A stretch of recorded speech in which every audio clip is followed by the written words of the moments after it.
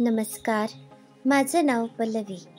माझ्या चॅनलमध्ये तुम्हा सर्वांचे मनापासून स्वागत आहे. आज आपण बेळगाव स्पेशल कडबोळी तयार करूया. कन्नडमध्ये या पदार्थाला कोडुबळे असे म्हणतात.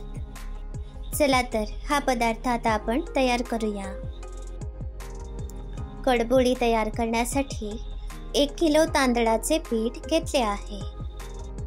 आजच्या पदार्थासाठी तुम्ही या प्रकारचे रेडीमेड तांदळाचे पीठ घेऊ शकता किंवा गिरणीमध्ये दळून आणलेले घरगुती तांदळाचे पीठ सुद्धा वापरू शकता.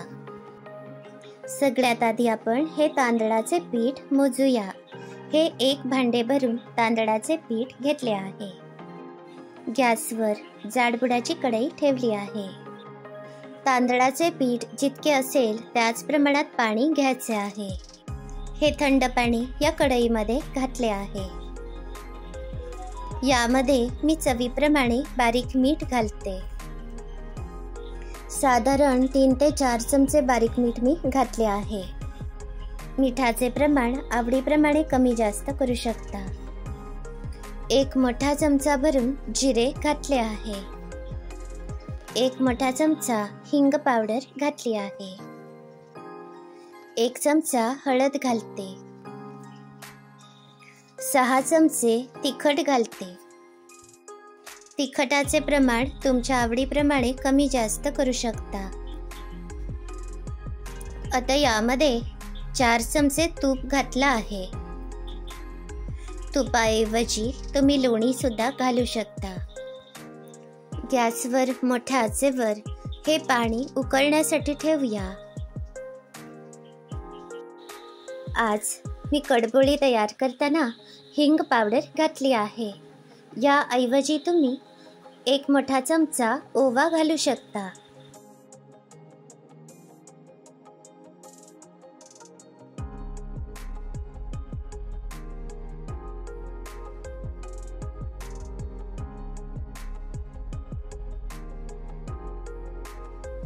आता हे पाणी चांगले उकळले आहे. यामध्ये हे तांदळाचे पीठ घालते.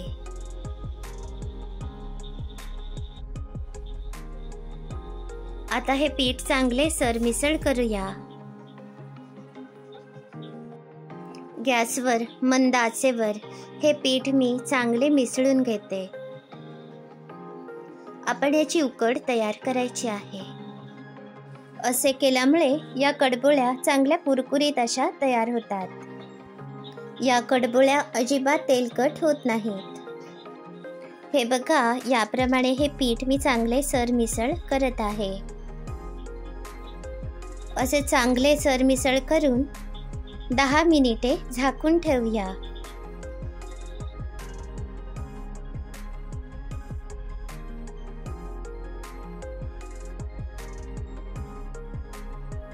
आता 10 मिनिटे झाली आहेत. हे पीठ मी या परातीमध्ये काढून घेतलं आहे.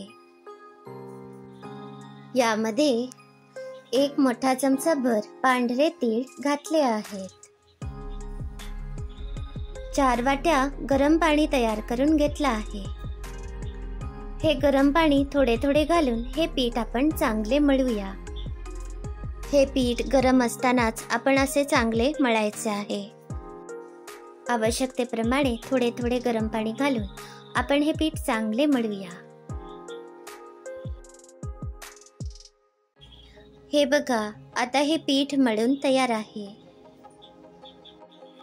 आता आपण कडबोळी तयार करायला सुरुवात करूया. हाताला थोडेसे तेल लावूया. यामुळे हे पीठ हाताला चिकटणार नाही. अगदी थोडे थोडे पीठ घेऊन याला कडबोळीचा आकार द्यायचा आहे. हे बघा, याप्रमाणे कडबोळीचा आकार द्यायचा आहे. याप्रमाणे मी सगळ्या कडबोळ्या आधी तयार करून घेते.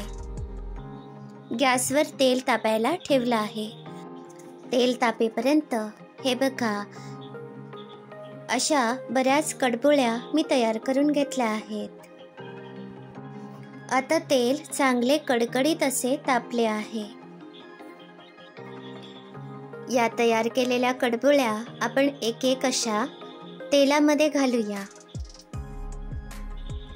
गॅसवर मोठ्या आचेवरच या कडबोळ्या आपण चांगल्या अशा तळून घ्यायच्या आहेत। तेलातील बुडबुडे कमी झाले की आपली कडबोळी तयार झाली असे समजायचे।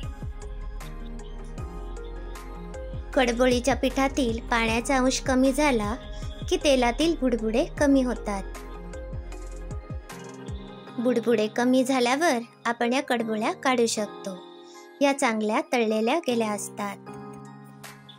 याप्रमाणे मध्ये मध्ये आपण या कडबोळ्या अशा परतून घ्यायच्या आहेत। यामुळे सगळ्या बाजूने या कडबोळ्या चांगल्या तळल्या जातील। हे बघा, तेलातील बुडबुडे आता अगदी कमी झालेले आहेत आणि या कडबोळ्यांना छानसा सोनेरी रंग आलेला आहे। आता या कडबोळ्या तळून तयार आहेत। या मी बाजूला काढते। कडबोळ्या तयार करण्यासाठी मला 15 मिनिटे वेळ लागलेला आहे। प्रत्येक खेपेला 15 मिनिटे वेळ लागलेला आहे। या पद्धतीप्रमाणे आपण सगळ्या कडबोळ्या सोनेरी रंगावर तळूया। या कडबोळ्या गॅसवर मोठ्या आचेवरच तळा। जर तुम्ही गॅसवर मंद आचेवर या कडबोळ्या तळलात तर या तेलकट तयार होतात।